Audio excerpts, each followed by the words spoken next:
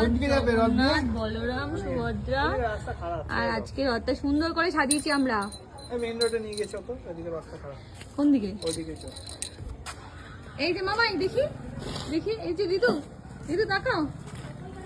আরে মা হাতে বেঁধে দিয়েছে, কি রাস্তা খারাপ, রাস্তা খারাপ, রাস্তা খারাপ। রাইট চলে গেছে। চল, ওদিকে চল।